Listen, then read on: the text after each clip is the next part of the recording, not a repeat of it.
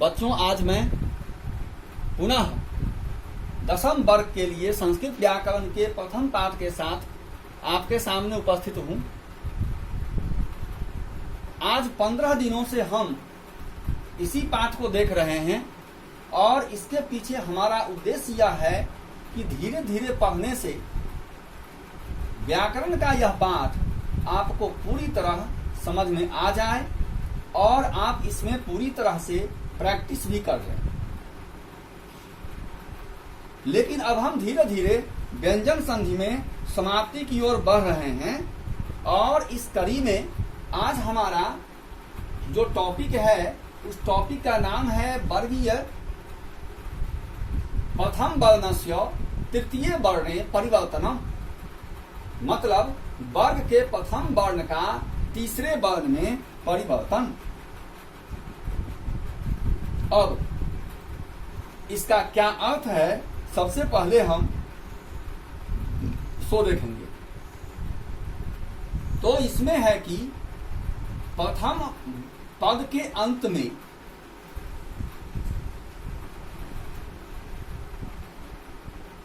क्या रह सकता है। तो जैसे ही आ गया वर्गीय, तो आप जानते हैं कि इन वर्गों के अंतर्गत कवर्ग आते हैं, चवर्ग आते हैं, कवर्ग, चवर्ग, टवर्ग, तवर्ग और पवर्ग, ये सभी वर्ग आते हैं। और इनका परिवर्तन तो प्रथम पद के अंत में क रह सकता है, च रह सकता है, ट रह सकता है, तो रह सकता है या प रह सकता है। मतलब एक सांस में कहिए तो क, च, ट, त या प, इनमें से कुछ भी रह सकता है प्रथम पद के अंत में। यहां तक आप समझ गए होंगे। उदाहरण से यह और भी स्पष्ट हो जाएगा। जबकि दूसरे पद के शुरू में देखना है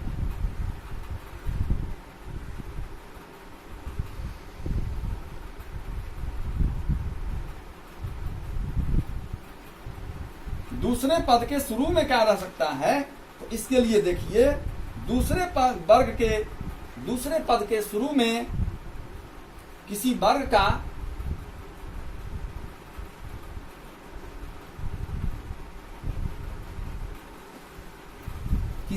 का तृतीय,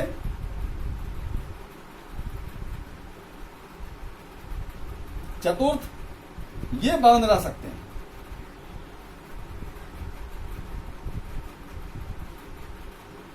तो किसी वर्ग का तृतीय,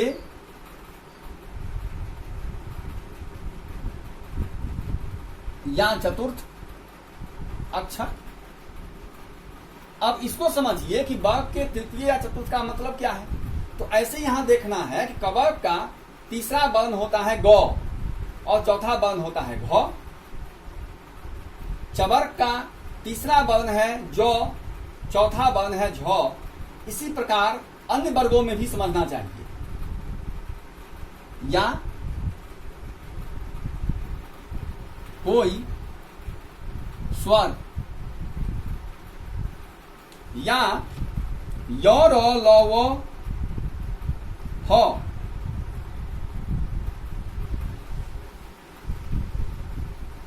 य, र, ल, व रहे। अब यहां से स्पष्ट हो गया होगा कि प्रथम पद के अंत में क, च, ट, त या प रह सकता है।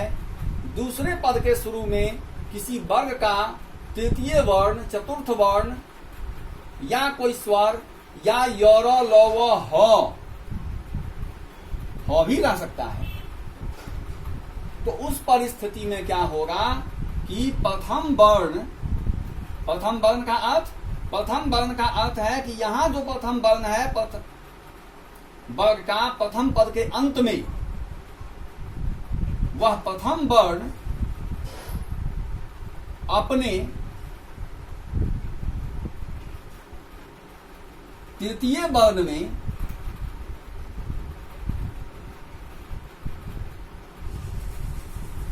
परिवर्तित हो जाता है। यही इसका मतलब है कि वर्गीय प्रथम वर्णस्य तृतीय वर्णे परिवर्तनम। तो कब? तो जब प्रथम पद के अंत में क, च, ट, त या प रहता है और दूसरे पद के शुरू में किसी वर्ग का तीसरा अक्षर या चौथा अक्षर या कोई स्वर या य, र, ल, व, ह में से कोई भी वर्ण रहेगा, तो यहाँ पर जो प्रथम वर्ण है यह अपने ही वर्ग के तृतीय वर्ण में, तीसरे वर्ग में बदल जाएगा। सबसे पहला उदाहरण है हमारा वाक जोर हरि।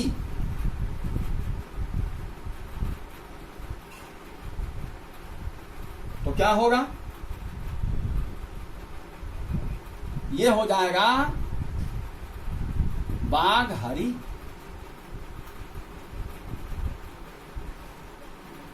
मतलब है कि क का परिवर्तन गौ में हो गया। इसके बाद अन्य उदाहरण भी आप देख सकते हैं।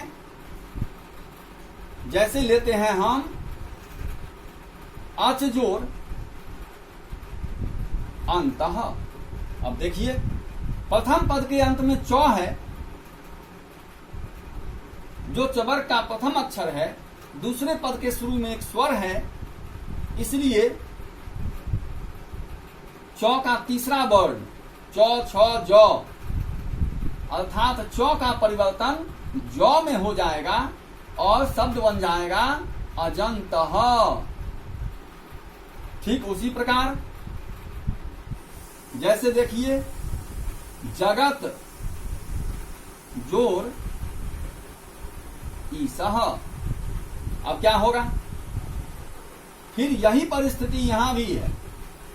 प्रथम पद के अंत में पवर्ग का पहला अक्षर और दूसरे पद के शुरू में कोई स्वर रहता है, तो त का परिवर्तन द में होता है। ये बन जाएगा जगद जोर ईसह। तो द में अब दीर्घ ई की मात्रा लगा दीजिए। जब आप द हलंत में दीर्घ ई की मात्रा लगाते हैं तो ये बन जाता है जगदीशः। तो इस प्रकार हमने आज वर्ग के प्रथम वर्ण का तृतीय वर्ण में परिवर्तन को देखा, जिसमें निष्कर्ष हमारा यह रहा कि प्रथम पद के अंत में क, च, ट, त या प रहता है, जबकि दूसरे पद के शुरू में कोई स्वर या किसी वर्ग का तृतीय या चतुर्थ अक्षर या य, र, ल, व, ह में से कुछ भी रहता है, तो उस परिस्थिति में प्रथम वर्ण का परिवर्तन अपने तीसरे वर्ण में हो जाएगा। That's all.